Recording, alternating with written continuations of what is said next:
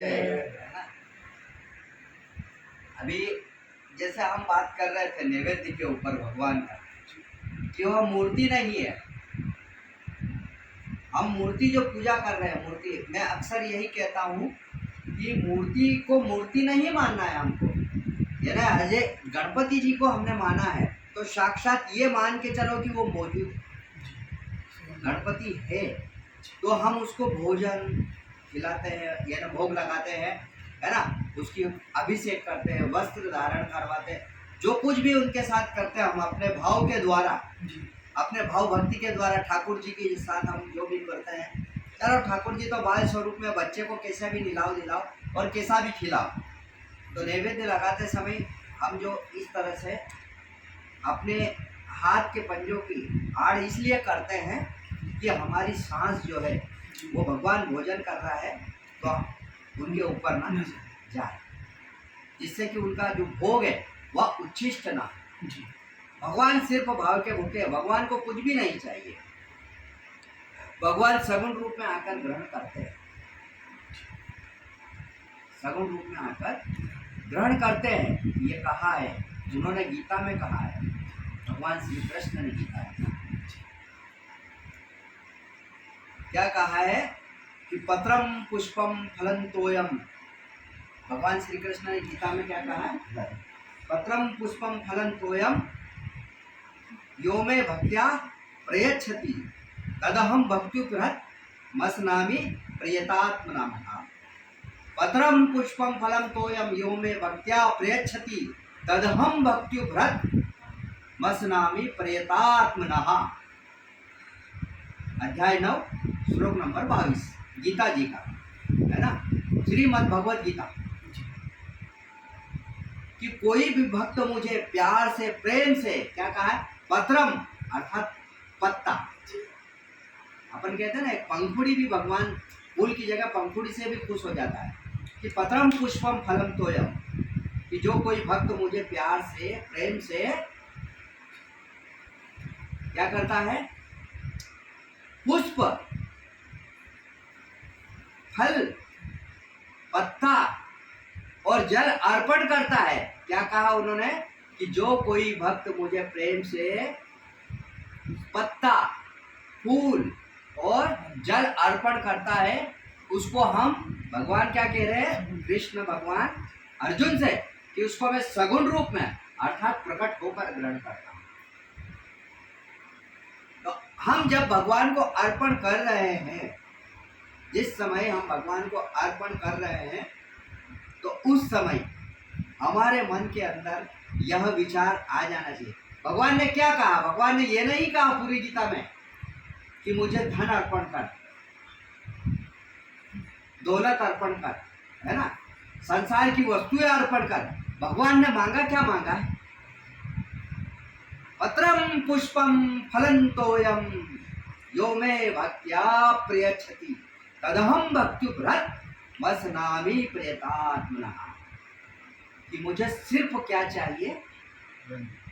फूल, पत्ता और जल चाहिए। वह प्रेम से तू अगर अर्पण कर देता है तो वह मुझे चाहिए। प्रेम से अर्पण कर तू मुझे। भगवान श्री कृष्ण ने इस प्रकार से अर्जुन से कहा, है ना। भगवान ने अर्जुन से यह कहा कि जो मनुष्य मुझे प्रेम से पुष्प, जल अर्पण करता, उसको सगुण रूप में ग्रहण होकर खाता हूं। इसका ज्वलंत तो उदाहरण इसी कलयुग में इसका है, करवा जाट का।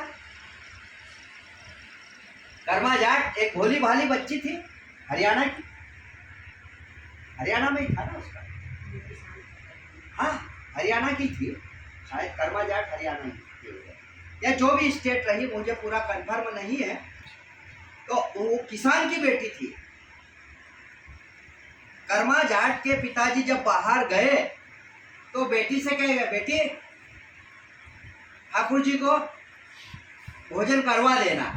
अब वो भोग क्या समझेगी कि भोग लगा देना, भोजन करवा देना। अब बच्ची ने क्या सोचा कि ठाकुर जी प्रत्यक्ष ग्रहण करेंगे, आकर सामने आके ग्रहण करेंगे। वो तो ये समझी। अभी छोटे छोटे बच्चे ये मूर्ति को अपन बोलेंगे भगवान है, ठाकुर जी है, बाल कृष्ण है, तो वो यही बोलेंगे, क्या कहेंगे?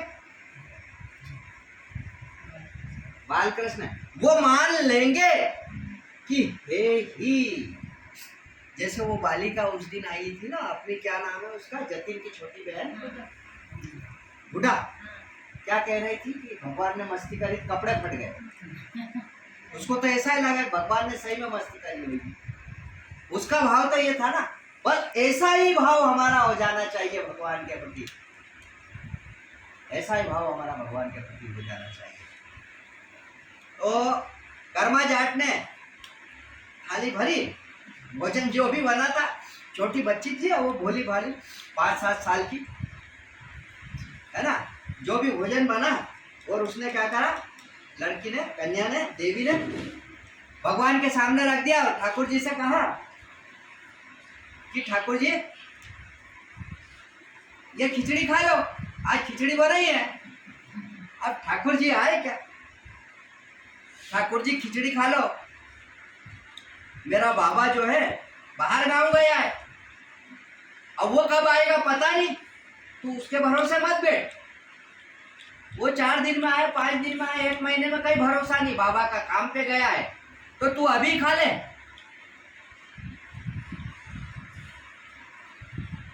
ठाकुर जी क्या सुन रहे हैं? कहती देख खा ले, ज्यादा नखरे मत करे। अच्छा मेरे सामने नहीं खाएगा, मैं बाहर निकल जाती हूँ। वो खिचड़ी रख के बाहर निकल गई, फिर आके घंटे भर देखा, बच्चे को उत्साह कुतूहल, खाई कि नहीं खाई यार, चलो देखे, अभी तक आई, अभी तक तूने खाई नहीं, चिल्लाने लगे, कब खाएगा, ठंडी हो गई सब, अभी ठंडी खा। कर्मा ठाकुर जी को चिल्लाने लगी, बालिका नहीं खाई, दिन भर हो गया, जिद्दी पड़ गई, खा खिचड़ी खा, नहीं खाई उन्होंने। 1 दिन हुआ, दूसरे दिन भी नहीं खाई, फिर उसने कहा कि आज मैं तेरे को ताजा बनाती हूँ, फिर उसने ताजा खिचड़ा बनाया भगवान के लिए, फिर कहा कि खा, वो नहीं खाने लगे भगवान। तो कहते हैं कि देख बाबा के भरोसे मत रहे कि बाबा आएगा और तेरे को खिलाएगा। बच्चे जिद करते हैं ना कि मैं तो मेरे मम्मी के हाथ से ही खाऊंगा, माँ के हाथ से, बाबा के हाथ से, पिताजी के हाथ से खाऊंगा। तो बोले तू अगर ऐसी जिद्दी कर रहा है कि बाबा तेरे को रोज खिलाता उसके हाथ से खाएगा, तो बाबा कहीं आने वाला नहीं है, अभी भूखा रहेगा। कल भी तू भूखा रहा, आज भी भूखा रहेगा, और तू भूखा रहेगा, दुबला हो जाएगा, तो बाबा मेरे को मारेगा कि तूने खिलाया।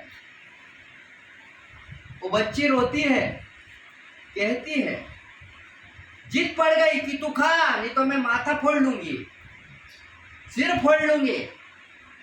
और कन्या इस तरह से कह रही है। वो जब भगवान के सामने रोने लगी और भगवान को मनाने लगी, भगवान नहीं मानने लगे, और वो छाती कूट के, माथा कूट के रोने लगी, तो भगवान ने कहा तू रोई मत कर्मा, तू रोई मत, मैं खाता हूं, ले। भगवान ठाकुर जी उस मूर्ति में प्रकट होकर उसका भोग खा रहे, सब साफ कर गए।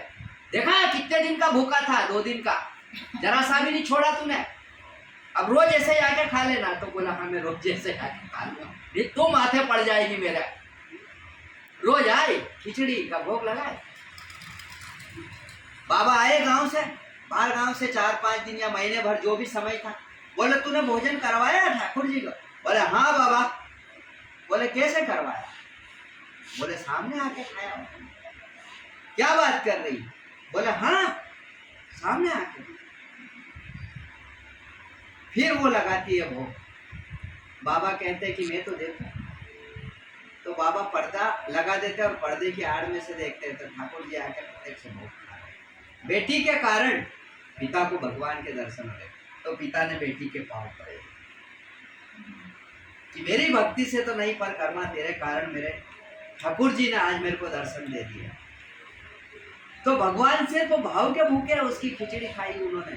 तो क्या कहा?